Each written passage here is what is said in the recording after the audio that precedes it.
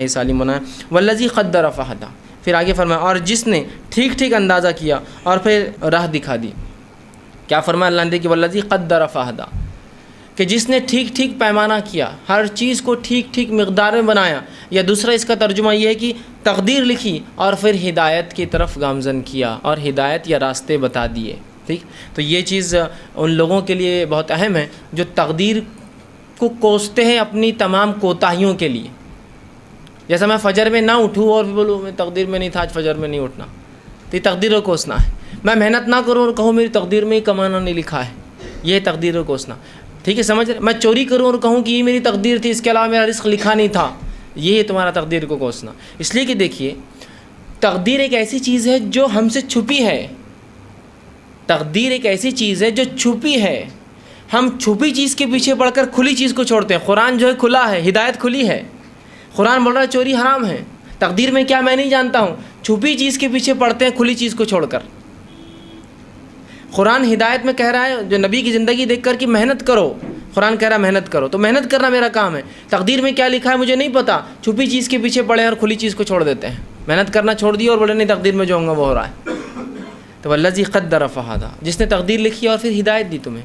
تو اس سے علماء کہتے ہیں کہ اللہ نے جو تقدیر لکھی، ٹھیک ہے، وہ ایک الگ چیز ہے، اور اللہ نے لیکن اس کے بعد ہمیں ہدایت بھی تو دی نا.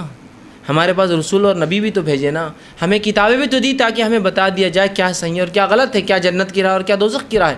تو لہٰذا کوئی اللہ پر جو ہے دلیل قائم نہیں کر سکتا کہ اللہ فلاں چیز جو ہے تیرے وجہ سے ہوئی. اور قرآن کا پورا مطالعہ کر لے، حدیث سے کر لے، کہیں بھی ایک مقام بھی ایسا نہیں ہے جہاں جہنمی یہ کہیں گے اللہ تیرے وجہ سے ہم جہنم میں، کہیں بھی نہیں.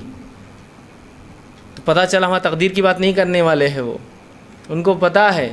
اس لیے کہ تقدیر کے دو پارٹ ہوتے ہیں. ایک تو تقدیر کا وہ حصہ ہوتا ہے جو بالکل میرے ہاتھ میں نہیں ہے، غیر اختیاری ہوتا ہے، اس میں کوئی چوائس نہیں ہوتی مجھے. وہ کون سا حصہ ہے؟ میرا لڑکا یا لڑکی پیدا ہونا، اس میں کوئی میری چوائس تھی یا میرے پیرنٹس کی کوئی چوائس تھی؟ نہیں. میرا ہندوستان یا امریکہ میں پیدا ہونا، اس میں کوئی میری چوائس ہے؟ نہیں. میرا عربی یا جو ہے اجمی نسل میں پیدا ہونا، اس میں میری کوئی چوائس تھی؟ نہیں. میرا ہندوستان یا امریکہ میں پیدا، اس میں میرے کو وہ تھا؟ نہیں. میرے آنکھوں کا رنگ کالا ہے یا بھورا ہونا، اس میں میری کوئی چوائس نہیں تھی. میرے بال کالے ہوں گے یا، اس میں میری کوئی چوائس نہیں تھی. یہ چوائس ختم ہو گئی. یہاں تو میں جیسا اللہ نے کیا اور اللہ مجھے اسی کے حساب سے پوچھیں گا. عورت کو مرد کے حساب سے نہیں پوچھیں گا، مرد کو عورت کے حساب سے نہیں پوچھیں گا. ٹھیک ہے، مالدار کو غریب کے حساب سے نہیں، غریب کو مالدار کے حساب سے نہیں. ٹھیک ہے، اور جن ماں باپ سے میں پیدا ہوا ان سے مجھے پیدا ہوتا ہوں، ہاں کیوں نہیں پیدا ہوا، یہ اللہ نے کر دیا. یہ پارٹ میرے پاس نہیں تھا، میرے حصے میں نہیں تھا. لیکن جو چیز میرے اختیار میں دی گئی وہ کیا معلوم؟ ہاتھ اوپر اٹھائیے، اٹھتا ہے نا، ہاتھ نیچے کیجیے، ہوتا ہے نا. یہ اختیاری معاملہ دیا گیا.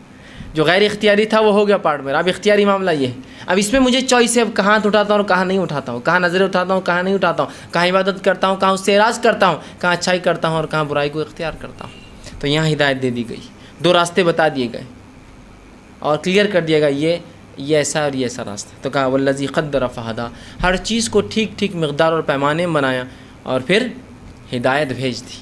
انبیاء اور رسول بھیج دیے، کتابیں بھیج دی کہ کوئی اس کے بعد اللہ پر حجت و دلیل قائم نہ کرے کہ اللہ مجھے تو کوئی بات پتہ ہی نہیں چلی، میرے کو تو معلوم ہی نہیں ہوا کہ ایسا اور ایسا اور ایسا ہے.